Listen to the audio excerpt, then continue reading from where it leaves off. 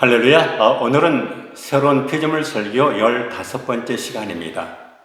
오순절 날에 사탄이 본 것은 무엇인가? 라는 제목입니다. 예수께서 다 이뤘다 하시고 운명하시자 성소 휘장이 위로부터 아래까지 둘로 찢어졌습니다. 그리고 하나님은 성소 밖으로 나오셨습니다. 이제는 더 이상 성소 안에 하나님이 계시지 않습니다. 이제 성전에서는 희생 제물을 드리는 제사가 더 이상 필요하지 않습니다. 이러한 제사장 제도 등을 모두 피하셨기 때문입니다. 이것이 바로 다 이뤘다의 의미입니다. 할렐루야. 옛 언약하에서는 대제사장이 1년에 한 번씩 짐승의 피를 가지고 하나님의 계시는 그 지성소로 들어가 속죄 제사를 드렸습니다.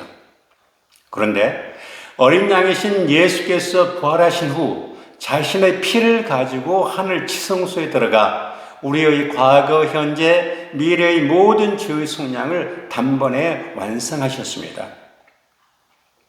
그리고 부활하신 주님은 제자들을 찾아가셔서 그들을 다시 세워주셨습니다. 이제 제자들은 또다시 고기 잡으러 떠나지 않았습니다. 그들은 약속하신 성령님을 기다렸습니다.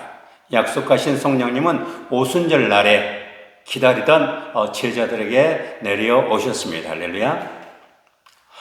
그들은 성령을 받았습니다. 하나님이 그들의 영 안으로 들어가셔서 그들이 성령 세례를 받는 순간 그들은 방언으로 말하기 시작했습니다.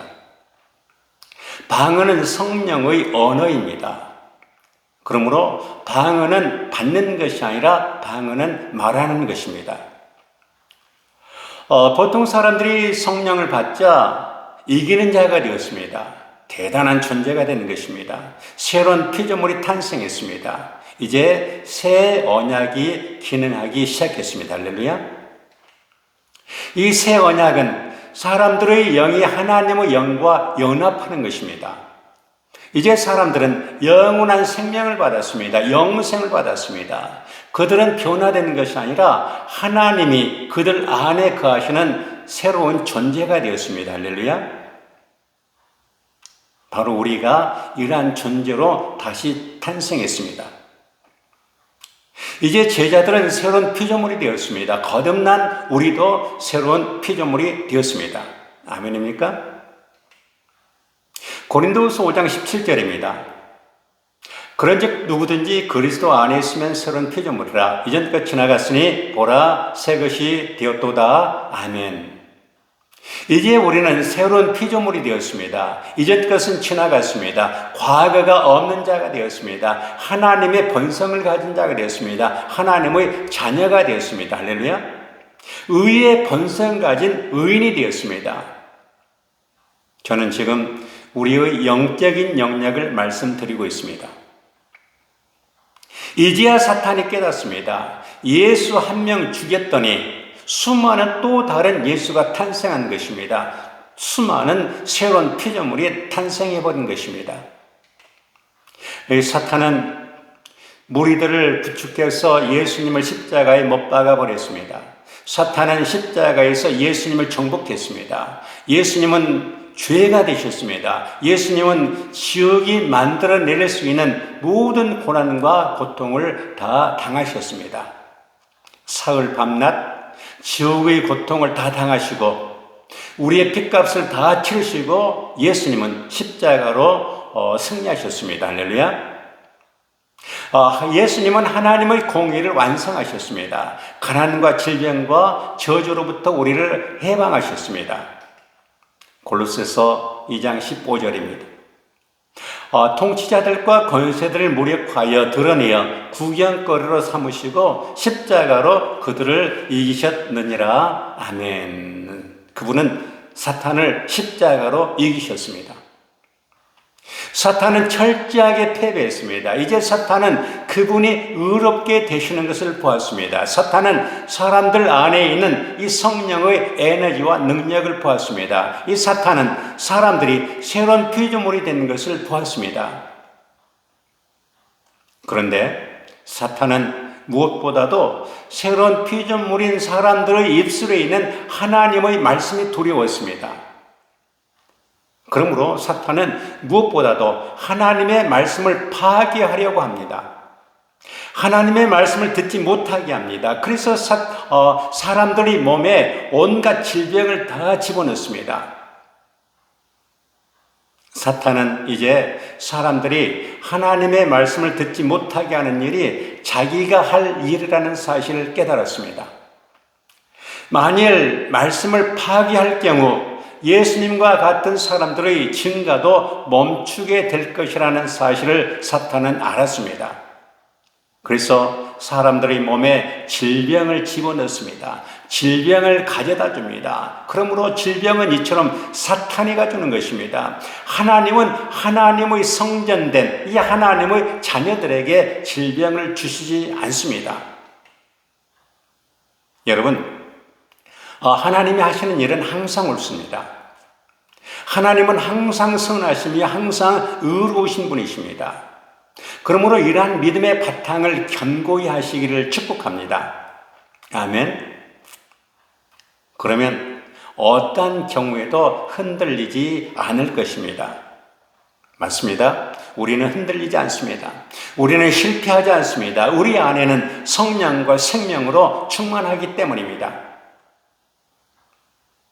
그런데 세상 학문과 감각 지식으로는 이러한 하나님께서 하시는 일들을 이해할 수가 없습니다.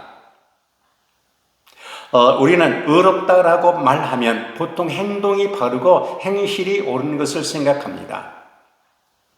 예수님의 십자가 사건이 있기 전에는 맞습니다. 예수님의 십자가 사건 이전에는 행동이 바르고 행실이 옳은 것이 의였습니다. 그러나 그러한 의는 없나니 하나도 없습니다. 할렐루야. 그러나 지금 우리의 의는 행위가 아니라 본성입니다. 우리는 의의 본성을 가진 자가 되었습니다. 의는 우리의 본성이기 때문에 우리는 의인입니다. 저는 지금 우리의 영적인 부분을 말씀드리고 있습니다. 우리는 우리의 행동으로 의인이 된 것이 아닙니다. 우리의 본성이 아예 의인이 되었습니다. 할렐루야. 갈라디아 2장 16절입니다. 사람이 의롭게 되는 것은 율법의 행위에서 난 것이 아니요 오직 예수 그리스도를 믿음으로 말미암는 줄 아나니 이는 우리가 율법의 행위에서 아니고 그리스도를 믿음으로써 의롭다 함을 얻으리야 함이라. 율법의 행위로서는 의롭다 함을 얻을 육체가 없느니라. 아멘. 여러분, 우리는 그리스도를 믿음으로 의롭다함을 얻었습니다. 율법의 행위로는 의롭다함을 얻을 육체가 없습니다.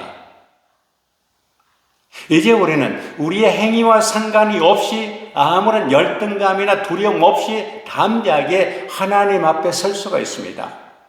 우리는 의인이기 때문입니다. 그러므로 이제 우리는 아버지의 것이 나의 것임을 주장할 수가 있습니다. 우리는 하나님의 상속자가 되었습니다. 이것이 바로 축복입니다. 저는 지금 우리의 영적인 부분을 말씀드리고 있습니다. 여러분, 의인은 예수님을 영접한 인간의 영에 주어진 하나님의 본성입니다. 의인은 내가 착하게 살고 내가 선하게 살고 이러한 행위가 아니라 나의 본성입니다. 어떤 사람이 아이를 셋이나 입양해서 기른다고 해서 참 잘하셨다고 했는데 사진을 보여줍니다. 사진을 봤더니 강아지 3마리였습니다.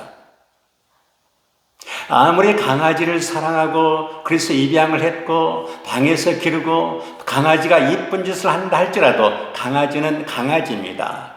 강아지 이 개의 본성을 가지고 있기 때문입니다. 할렐루야. 그러나 우리는 그리스도를 영접하고 거듭났을 때 우리의 어떠함과 상관이 없이 의의 본성을 받았습니다. 우리가 그리스도를 영접하고 거듭났을 때 우리는 의의 본성을 받았습니다. 그래서 의인입니다. 우리는 죄인이 아니라 의인입니다. 다만 성숙의 단계는 필요합니다. 할렐루야. 그러므로 우리는 죄의 행동을 바꾸려고 매달릴 것이 아니라 우리 안에 있는 의의 본성에 집중하고 강화시키는 것이 죄를 다루는 가장 확실한 해결책이라는 사실을 믿으시기 바랍니다. 내면을 강하게 하라. 할렐루야. 인사이드 아웃입니다. 그래, 암병 좋다. 너 한번 해보자. 어떻게 면역력을 키우라. 내면을 강건케 하라. 내 안에는 하나님의 생명이 있다. 너는 꺼지라. 할렐루야. 암병 너는 꺼지라. 너는 불법이다. 내 안에 이 내면에는 하나님의 생명이 있다. 인사이드 아웃입니다. 하나님의 생명이 면역력입니다. 내 안에 있는 하나님의 생명을 믿고 내가 인식하는 순간 그 면역력은 작동하기 시작할 것입니다. 그러므로 말씀을 눈으로 보고 가슴에 품고 가슴에 있는 것을 입으로 선포하면서 내 안에 있는 영생을 끄집어 내시기 바랍니다. 변화는 안에서부터 일어납니다. 영의 생각은 생명과 평안이요 육의 생각은 사망입니다. 인사이드 아웃입니다. 그러므로 화를 내지 않으려고 애쓰는 것이 아니라 내 안의 생각을 설득시키는 것입니다. 내 안의 기쁨을 끄집어내는 것입니다. 이것이 내 안에 있는 이 생명을 활성화시키는 방법입니다. 영으로 혼과 육을 지배하라는 말입니다. 그러면 치매도 걸리지 않을 것입니다. 나의 정체성은 새로운 피조물입니다. 그러므로 나는 하나님의 자녀이다. 나는 의인이다. 그러므로 나는 하나님 앞에 담대히 설 수 있고 죄를 이기며 승리할 수 있다라고 믿음으로 선포하시길 축복합니다. 그러면 실제가 될 것입니다. 아멘. 그러므로 우리는 당연히 의의 열매를 맺습니다.